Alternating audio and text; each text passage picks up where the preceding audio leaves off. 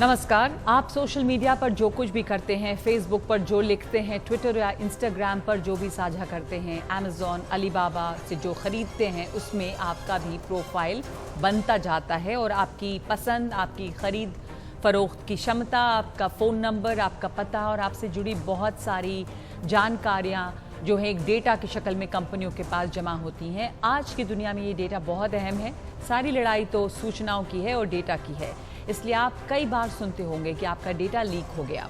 तो आपका डेटा सुरक्षित रहे, आपकी प्राइवेसी, आपकी निजता बनी रहे, इसका ख्याल रखते हुए सरकार ने आज लोकसभा में एक बिल पेश किया है, डिजिटल डेटा प्रोटेक्शन बिल। इस बिल का मकसद किसी भी तरह के डेटा लीक को रोकना है और इसके लिए जिम्मेदार कंपनियों पर कार्रवाई करना है। अहम बात यह है कि पहली बार डेटा प्रोटेक्शन पर कानून बना है। ये बिल हर नागरिक के डिजिटल डेटा के संरक्षण की गारंटी देता है, यानी ये डेटा जाने अनजाने सार्वजनिक करना या फिर किसी से साझा करना अपराध होगा। इसके लिए कंपनियां जिम्मेदार होंगी जिनके प्लेटफॉर्म से डेटा निकला है। इसके लिए एक अपराध पर 250 करोड़ के जुर्माने तक का प्रावधान है। एक डेटा प्रोटेक्शन बोर्ड भी बनेगा जो तय करेगा कि किसी कंपनी पर क्या कार्रवाई हो। डेटा प्रोटेक्शन को लेकर एक अहम सवाल यह है कि जिस ग्लोबल दुनिया में हम रह रहे हैं, क्या उसमें किसी का भी डेटा सुरक्षित रखना आसान काम है? जो कंपनियां कई देशों में काम करती हैं, उनसे ये गारंटी कैसे ली जाएगी कि अगर किसी और देश में उनका डेटा लीक हुआ तो फिर क्या होगा? बिल में इस पर भी विचार किया गया है। बच्चों से जुड़े डेटा की भी बात है, लेकिन इस कानून को लेकर अंदेशे और सवाल कम नहीं है। ये बात बार बार कही जा रही है कि इससे नागरिकों के निजी जीवन में सरकार का दखल बढ़ेगा, इससे अत्यधिक केंद्रीकरण होगा, जो अच्छी बात नहीं है। ये निगरानी राज्य की शुरुआत है। मैं थोड़ा आश्चर्यचकित हूँ, मैं काफ़ी सरप्राइज हूँ कि आज इंट्रोडक्शन के स्टेज में ही वो अपोज कर रहे हैं। और मैं उनको याद दिला दूं कि वो जो आज पुट्टस्वामी जजमेंट के बारे में बात कर रहे थे कि यूपीए के सरकार के दौरान उन्होंने privacy as a fundamental right को कड़े शक्ति से विरोध किया था। और मैं एमपी था उन दिनों में और मैं पिटिशनर था उस केस में। Privacy as a fundamental right Bhajpa के रिप्रेजेंटेटिव्स ने एजिटेट करके हमने इस राइट को के लिए फाइट किया है। तो हम जानते हैं कि प्रिवेसी एक फंडामेंटल राइट है और उसको रहना चाहिए, और ये बिल जो आया है उस राइट को काफ़ी प्रोटेक्ट करता है। मगर असली सवाल ये है कि तकनीक की इस दुनिया में हमारे डेटा सुरक्षित कैसे रहेंगे? क्या कंपनियां भारत में अपने सर्वर लगाएंगी, जिसकी बात कभी सरकार ने कुछ सोशल मीडिया कंपनियों से की थी? क्या आने वाले दिनों की नई तकनीक के लिए हम तैयार हैं? तो सच की पड़ताल में आज सवाल है कि लोकसभा में पेश हुआ डेटा प्रोटेक्शन बिल, क्या इस बिल से सोशल मीडिया कंपनियों की मनमानी पर लगाम लग सकेगी?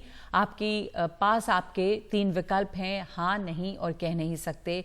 और आपको क्या आपकी राय है इस डेटा प्रोटेक्शन बिल पर? आप क्या समझते हैं इसे? क्या आप समझ रहे हैं कि इससे आपकी जो आपका डेटा है वो और सुरक्षित होगा?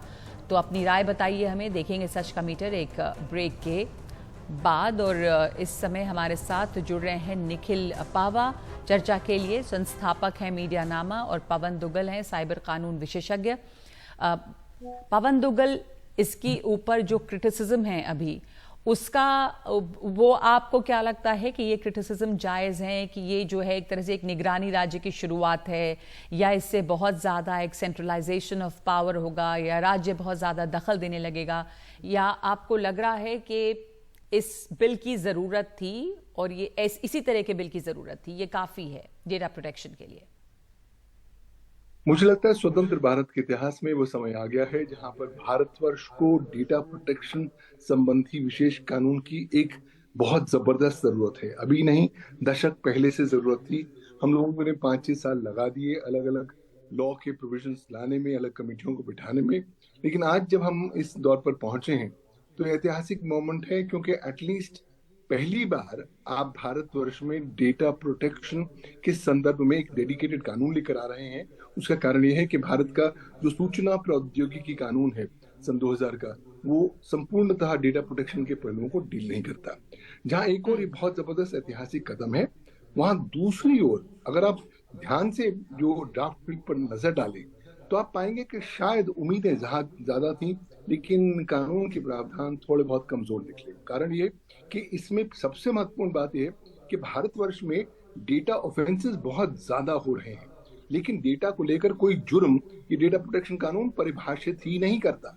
तो अगर हम उम्मीद कर रहे हैं कि लोग केवल 250 करोड़ रुपए के जुर्माने के नाम से डर जाएंगे, तो शायद मुझे लगता है कि जो अलग अलग जो स्टेट या नॉन स्टेट एक्टर्स हैं भारत के बाहर हैं, भारत को डिस्टेबलाइज करना चाहते हैं, वो शायद नहीं कर पाए। इम्पोर्टेंट पॉइंट है, ये बहुत इंपॉर्टेंट पॉइंट आपने बताया है कि ये इसमें कमी दिखती है। निखिल, आपको भी लगता है कि अगर डेटा प्राइवेसी जो है वो ब्रीच होती है या उसका मिसयूज होता है जैसा कि हो रहा है, तो सिर्फ एक जुर्माना एक बड़ी कंपनी के लिए तो कोई बड़ी बात नहीं है ये, लेकिन कहीं भी किसी तरह के इसकी सजा की कोई बात अभी की नहीं गई है, और ये इसमें ऐसा होना चाहिए था। आपको लगता है कि ये एक कमी है? और दूसरे की जिस तरह की दुनिया में हम अब रहते हैं, जो कंपनियां हैं वो कई देशों में काम करती हैं, सिर्फ भारत में अगर है तो वो बांग्लादेश में भी है, वो अमेरिका में भी है, तो ऐसे में अगर डेटा लीक होता है तो उसके लिए क्या प्रोविजंस हैं, कैसे उसको डेटा को संरक्षित किया जाएगा?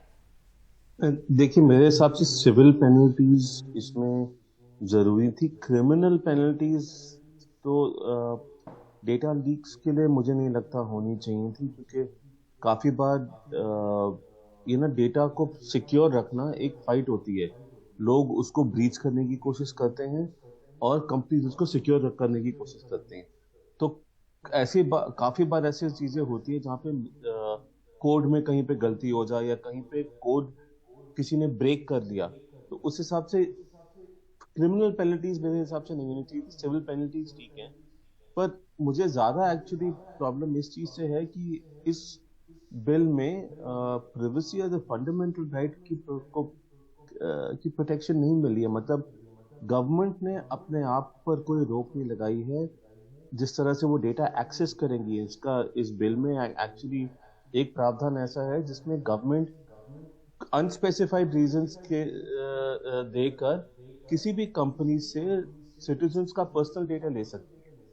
तो इसका मतलब कि जो ये क्रिटिसिज्म है निखिल पावा, जो ये क्रिटिसिज्म है वो आपको जायज लगता है कि इससे एक निगरानी राज्य की शुरुआत हो रही है और इसमें सरकार की दखलंदाजी बढ़ेगी? पूरी तरह से ये एक सर्वेलेंस स्टेट का ढांचा बन गया है इस बिल से। मतलब जिस बिल से हमें प्राइवेसी मिलनी चाहिए थी, और राजीव चंद्रशेखर की जो टिप्पणी थी कि उन्होंने privacy as a fundamental right के लिए फाइट किया था सुप्रीम कोर्ट में, ये बात सही है, पर हमें ये नहीं भूलना चाहिए कि बीजेपी गवर्नमेंट ने सुप्रीम कोर्ट में privacy as a fundamental right को अपोज करा था।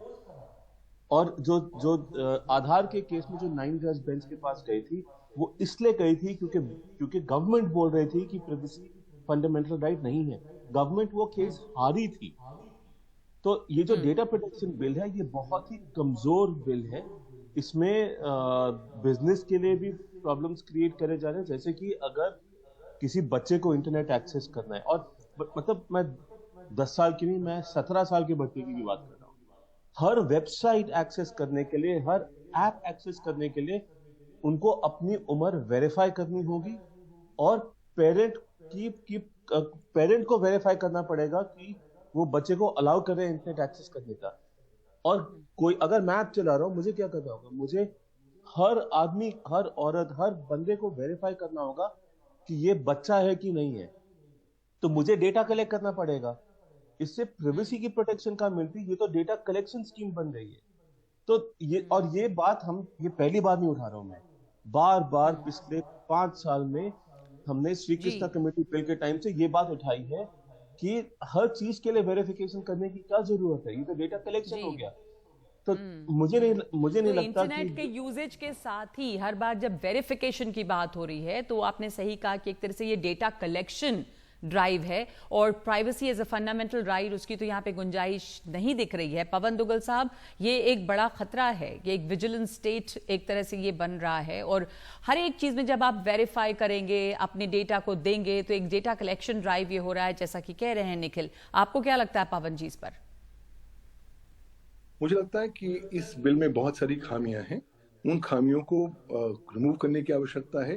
इस बिल को सशक्त करने की आवश्यकता है, लेकिन सबसे पर ये बुनियादी भी एक बड़ी जो खामी है प्रॉब्लम है कि प्राइवेसी की जो बात कर रही है, privacy as a fundamental right नहीं है और ये डेटा कलेक्ट कर रही है और आपकी निजता को ये एक तरह से ब्रीच करती है और सरकार को एक्सेस देती है डेटा का।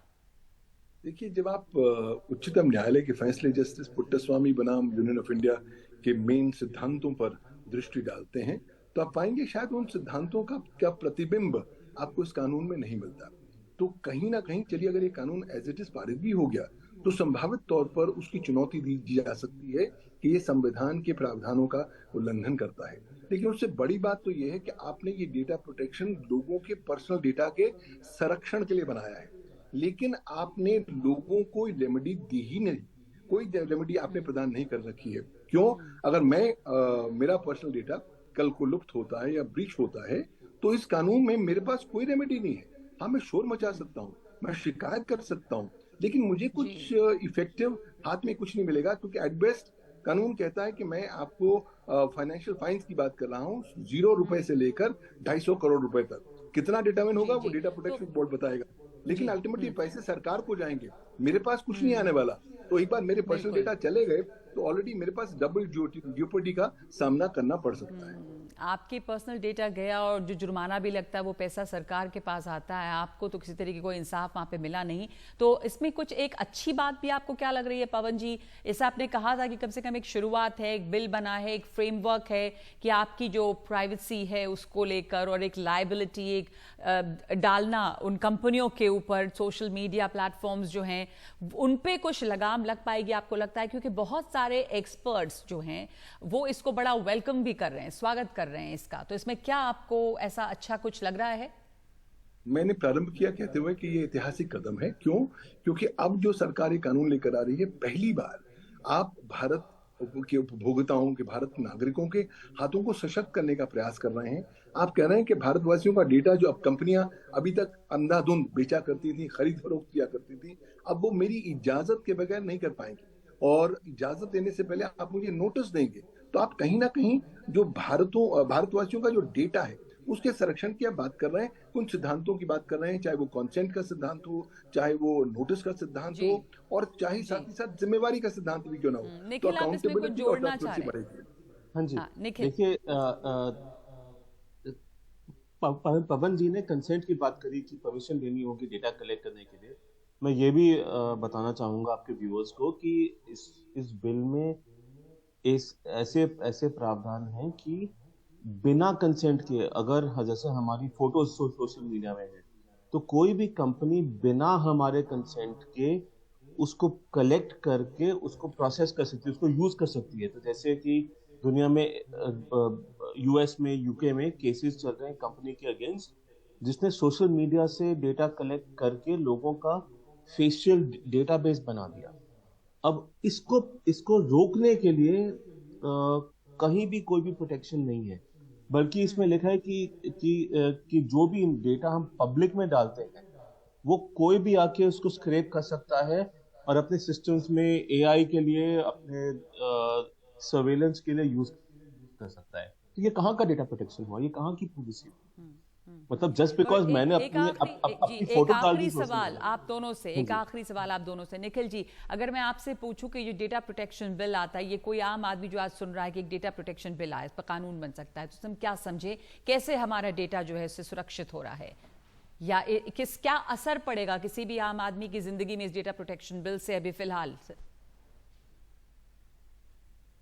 देखिए, मेरा तो व्यू है कि ये नाम का डेटा प्रोटेक्शन बिल है, इसमें प्रोटेक्शंस कम है, एक्सेस ज्यादा है। ये डेटा सर्वेलेंस बिल मुझे लग रहा है, और तो उसमें भी पूरी तरह से आपको ये बिल्कुल इसमें लग रहा है कि इसमें सिर्फ कलेक्शन ज्यादा है, डेटा कलेक्शन ड्राइव एक तरह से है, देखिए बजाय इतना तो कि इससे डेटा प्रोटेक्शन कोई तरह की हो। नहीं, इसमें इतना तो अच्छा है कि जो प्राइवेट कंपनीज हैं उनकी रिस्पॉन्सिबिलिटी बढ़ जाती है, उन पे पेनल्टी लगने का चांस है। प्राइवेट कंपनीज हैं उनकी रिस्पॉन्सिबिलिटी बढ़ती है, बल्कि उनके ऊपर एक तरह से जवाबदेही है। तो पवन जी, जो जवाबदेही है, क्या इससे लगाम लग पाएगी सोशल मीडिया प्लेटफॉर्म्स पे, इन कंपनियों पे? देखिए, ये कानून एक बहुत ही वेलकम स्टेप है और सरकार की सराहना की जानी चाहिए कि उसने बहुत मनन करने के बाद और अध्ययन करने के बाद ये कानून का ड्राफ्ट लेकर आए हैं। इतिहास कहता है कि कोई भी कानून शुरू से परफेक्ट नहीं होता, इस कानून का उद्देश्य बहुत अच्छा है कि एक समन्वय और सामंजस्य स्थापित किया जा सके, ताकि एक और लोगों की जो निजता के अधिकार है उसका संरक्षण हो सके। इतना ही समय। निखिल जी, आपको ये कुछ बात गलत लग रही है जो आप इसमें? हाँ जी, नहीं देखिए, जो 2019 का जो श्री कृष्णा कमेटी का जो बिल था, आप उसको कंपेयर करें इससे, तो आप देखेंगे कि हर स्टेप पे बिल बिगाड़ा गया है, मतलब फायदे कम करे गए हैं कंज्यूमर्स के लिए। तो ये वेलकम स्टेप नहीं है। वो बिल पास करते तो मैं बोलता कि ये वेलकम स्टेप है, बल्कि ये पार्लियामेंट में पास नहीं होना चाहिए। इससे कंज्यूमर्स को बहुत कम फायदा होगा, और 2019 का जो बिल था उसमें ज्यादा फायदा। 2019 के बिल में ज्यादा फायदे थे, उसको कम किया गया है, कंज्यूमर्स को कम फायदा होगा, आपका ये मानना है, बल्कि सरकार के हाथ में ताकत ज्यादा आएगी। धन्यवाद आप दोनों का समझाने के लिए कि ये डेटा प्रोटेक्शन बिल जो है, डिजिटल डेटा प्रोटेक्शन बिल, ये दरअसल क्या है, इससे आपके हमारी जिंदगी में क्या असर होने वाला है, क्या ये डेटा कलेक्शन है या डेटा प्रोटेक्शन है, आप इस पर क्या सोचते हैं। एक ब्रेक के बाद सच का मीटर।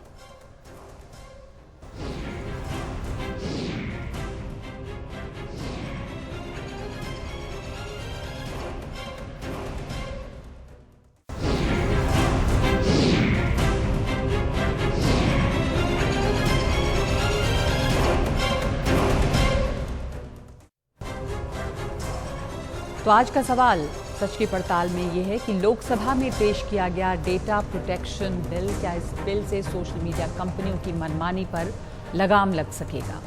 तो हमारे पास जो राय आई है उनमें से 48% की राय है नहीं, यानी कि इसमें सोशल मीडिया कंपनियों को रेगुलेट करने के लिए ये जो बिल है उसमें काफ़ी प्रावधान नहीं है, जबकि 45% को लगता है कि ये डेटा प्रोटेक्शन बिल काफ़ी होगा, और 7% की इस पर कोई राय नहीं है। सच की पड़ताल में आज के लिए इतना ही। नमस्कार।